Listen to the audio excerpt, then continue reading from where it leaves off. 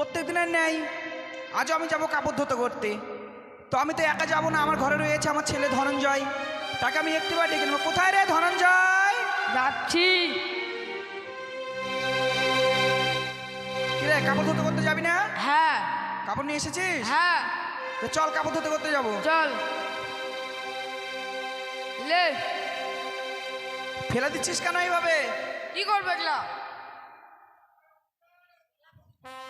যখন চুপচাপ খেলা করবি। কাপড় কাচা ধোপানি নাম নেতা মোহনী, কাপড় কাচি মনের মতো, তাই আমার চাই চায়া তো।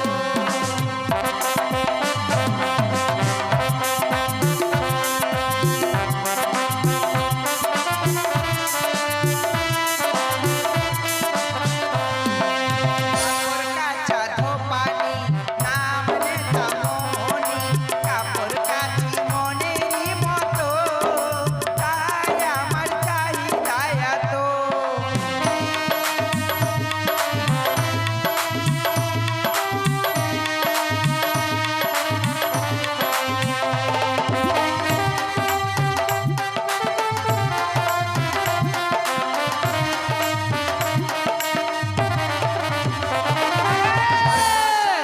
কি হলো রে?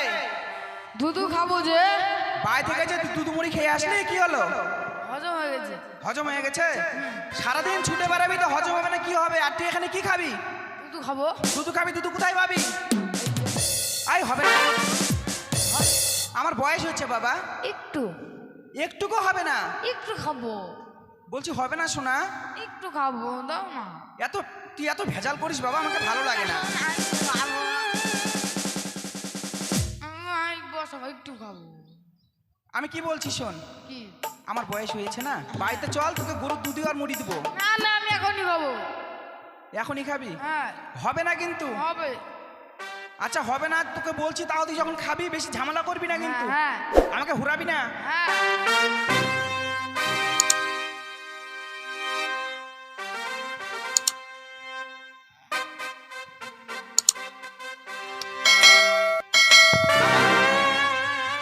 তোকে বললাম না হুরাবি না।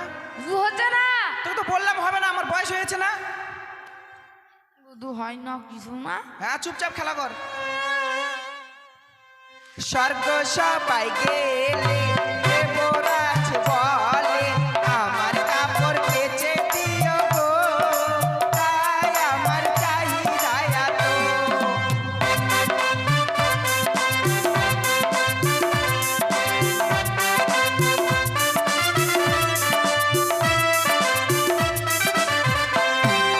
রাস্তা দিয়ে গেলে পাড়ার মাসি বলে, আমার কাপড় কেচে দিও গো, তাই আমার চাহিদা এত।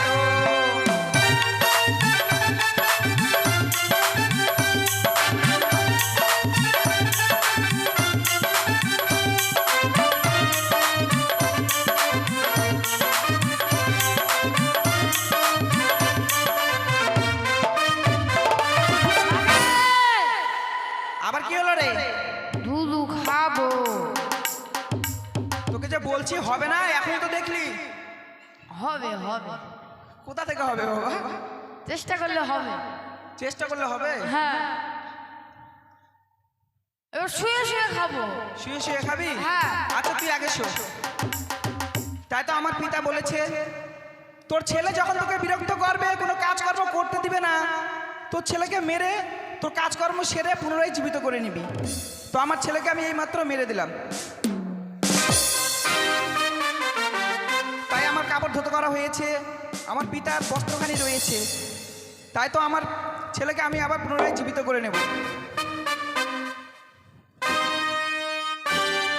জয় ওঠ বাবা। কি বলছিস শোন, এই যে এখানে যারা বসে আছে দেখতে পাচ্ছিস, হ্যাঁ।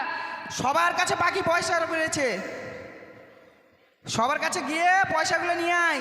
ঠিক আছে। বুঝতে পারলি? হ্যাঁ। আজ কি দেখলাম ঠাকুর, মাসিমা যেন তার ছেলেকে মেরে আবার জীবিত করে দিল। এই মুহূর্তে যদি ওই মাসিমার কাছে ছুটে যায়, হয়তো আমার স্বামীকে সে ফিরিয়ে দেবে। মাসি গো, মাসিমা, তুমি কে মা? আমি একে জনম দুঃখিনী নারী গো। তোমাকে তো আমি চিনতে পারলাম না মা। আমার স্বামীর প্রাণ তুমি ফিরিয়ে দাও না মা। এ কি বলছো মা? আমি তো তোমার স্বামীর প্রাণ ফিরিয়ে দিতে পারবো না মা। ও প্রাণে মাসি গো,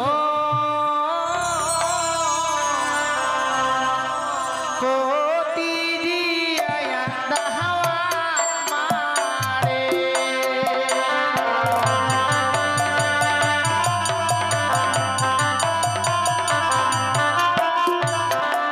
বাসর ঘরে স্বামী খেলো আগে,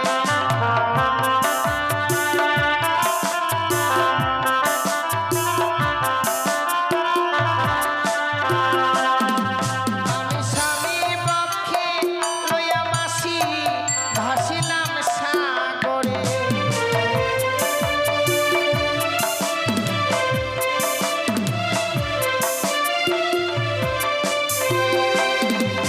মাসিমা, বিয়ে রাত্রে বাসর ঘরে আমার স্বামীকে পদ্মার কালিয়া নাগিনী দংশন করেছে। মৃত স্বামীকে বক্ষে লইয়ে অমরার সাগর জলে ভাসতে ভাসতে এসেছি মা আমি তোমার কাছে। ফিরিয়ে দাও না মা আমার স্বামীর প্রাণ। সত্যি বলছি মা। আমি যেন যার কাছে যাই সবাই যেন আমায় দূর দূর করে তাড়িয়ে দেয় মা, তুমি আমায় তাড়িয়ে দিও না। তোমার মনের দুঃখ আমি বুঝতে পারছি মা, কিন্তু আমি তো তোমার স্বামী প্রাণ ফিরিয়ে দিতে পারবো না মা। তবে আমার কি কোনো উপায় নেই মা? উপায় রয়েছে মা। আমার পিতার কাছে গেলে সে অবশ্যই তোমার কোনো উপায় বের করে দিবে। তাহলে আমায় সেখানে নিয়ে চলো। তবে মা দাঁড়াও, এই যে আমার পিতার বাবু এখানে রয়েছে, এটা আমি ধুতো করে তোমাকে আমার পিতার কাছে নিয়ে যাবো। দাও না মা, আমি ধৌত করে দিই। তুমি পারবে মা? যদি বা না পারি আবার না হয় ধৌত করে নেব। বেশ মা, তাই হবে।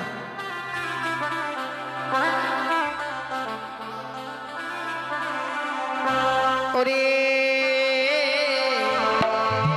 আজ বাংলা সাজরে জড়া বলদের গাড়ি,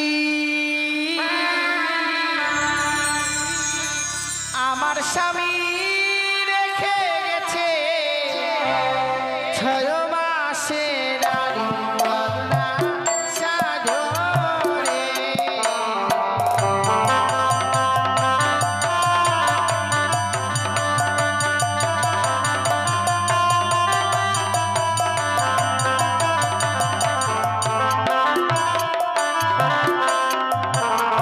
আজো মালদা সাজরে জড়া বলদের গাড়ি, আমার স্বামী রেখে গেছে 6 মাসে নারী গলদা সাজরে।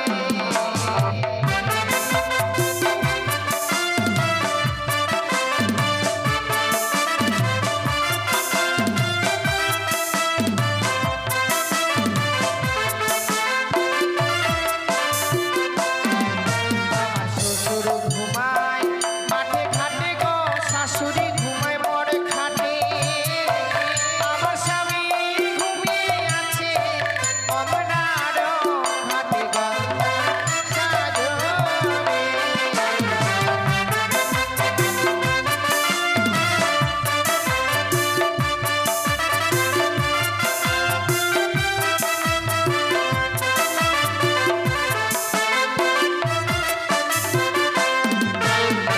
আর এনে তোলা মাসি কাপড় কাচে ঘরে আর জলে, আর আমি নারী কাপড় কাচি শুধু গঙ্গার জলে।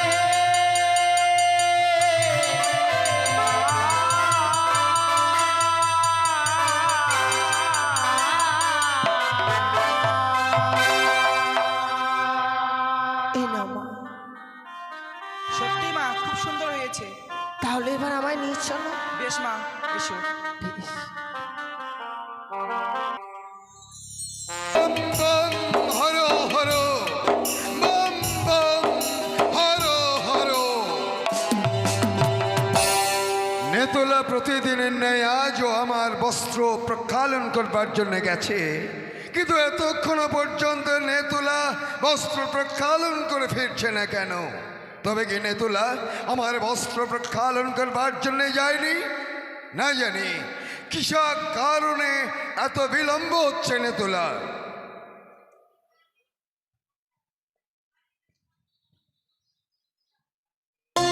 তপচরণে প্রণাম হয় পিতা। কল্যাণ হোক তব। এই যে পিতা আপনার বস্ত্রখানি। আমার বস্ত্র প্রক্ষালন এ আমি কি দেখছি? নেতুলা, এর আগেও তো তুমি আমার বস্ত্র প্রক্ষালন করেছো, কিন্তু এমন প্রক্ষালন তো কোনোদিন হয়নি। কেন পিতা? আজ যা প্রক্ষালন হয়েছে তাতে যেন মনে হচ্ছে স্বর্গের 33 কোটি দেবী দেবী অঙ্কিত তাতে। না পিতা, প্রতিদিনের ন্যায় আমি আজও আমি ধুত করেছি। না না নেতুলা, আমার এ বিশ্বাস হচ্ছে না। তবে শোনো, এ বস্ত্র যেই প্রক্ষালন করুক না কেন, তার স্মৃতির সিঁদুর চির অক্ষয় রাখবে দেববঞ্চানন। এ কি বললেন পিতা? কেন? এ বস্ত্র যে ধুত করেছে সে যে বিধবা। সে বিধবাই হোক আর সধবাই হোক, আকাশের চন্দ্র সূর্য যেমন খসিয়া নাহি পরে, দেব পঞ্চাননের বাক্য কভু নাহি। ডাকো ডাকো সেই বিধবা নারীকে। তব চরণে প্রণাম হয়ে দেব। তোমার শীতের সিঁদুর চির অক্ষয় হোক। আমায় কি শোনা দেব, শুনিয়া চমকিত কেটে গেছে বিধির বিধান। আমায় কি শোনালে দেব, শুনিয়া চমকিত কেটে গেছে বিধির বিধান।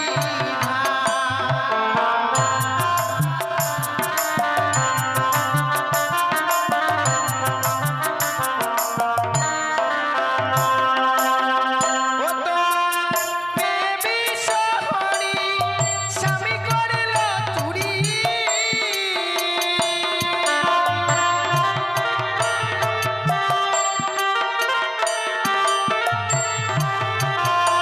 তোমার বেবি শহরি স্বামী করিল চুরি।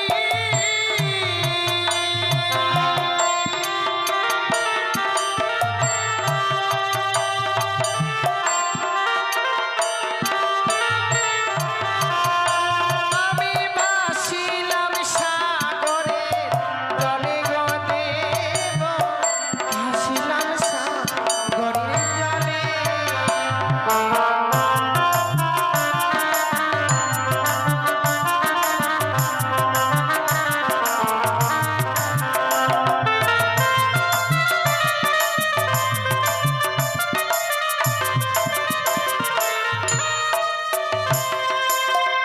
বিয়ে রাত্রে বাসর ঘরে আমার স্বামীকে পদ্মার কালিয়ানাগিরি দংশন করেছিলেন। মৃত স্বামীকে বক্ষে লই আমরা সাগর চলে ভাসতে ভাসতে এসেছি কৈলাসপুরীতে। তারপর আমার স্বামীর প্রাণ তুমি ফিরিয়ে দাও না। তোমার স্বামীর প্রাণ ফিরিয়ে দেব আমি। কি জন্য বললে? তোমার স্বামীর প্রাণ চুরি করেছে আমার কন্যা বিষহরী। সত্যি? বেশ, আচ্ছা, সেই সঙ্গে আমি জানিতে কি পারি কোথায় তোমার ধাম, কিবা তোমার নাম? আমার নাম বেহুলা নাচ। বেহুলা নাচুনি? আমার শ্বশুরালয় চম্পলা নগর। চম্পলা নগরী? হ্যাঁ। কিন্তু চম্পলা নগরে তো আমার প্রধান ভক্ত রয়েছে যার নাম চন্দ্রপ্রতি সদাগর। সে যে আমার শ্বশুর ঠাকুর। তোমার শ্বশুর থাকে আমার ভক্ত চন্দ্রপতি সদাগর? সত্যি?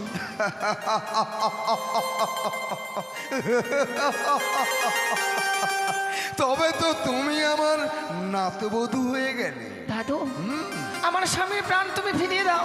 অপেক্ষা করো, এই মুহূর্তে তোমার স্বামীর প্রাণদানের ব্যবস্থা আমি বেশ। করছি। কোথায় মা পদ্মা? মা পদ্মা!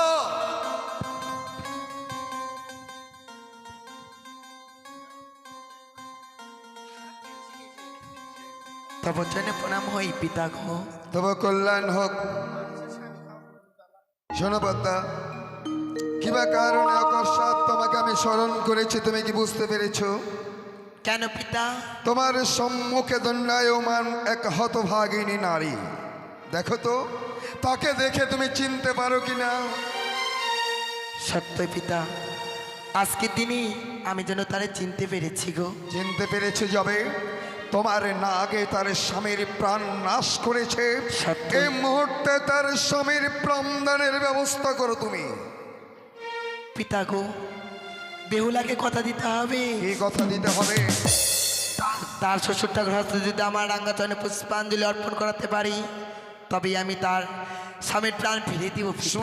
শুনলে না তো বধূ, নিজ কর্ণে সব শুনলে তো। শুনেছি দাদু। তোমার স্বামীর প্রাণদান পাবে তুমি, তবে শর্ত তার এই, তোমার শ্বশুর ঠাকুর যদি নিজ হস্তে তার চরণে পুষ্প জল দেয়।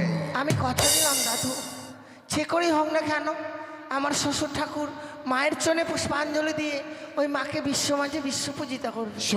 শুনলে পদ্মা, তুমিও তো নিজ কর্ণে শুনলে সবই। যবে শুনেছ তুমি, তবে আর বিলম্বের কোনো প্রয়োজন নেই। এই মুহূর্তে তুমি প্রাণদানের ব্যবস্থা করো। তবে বেশ পিতা।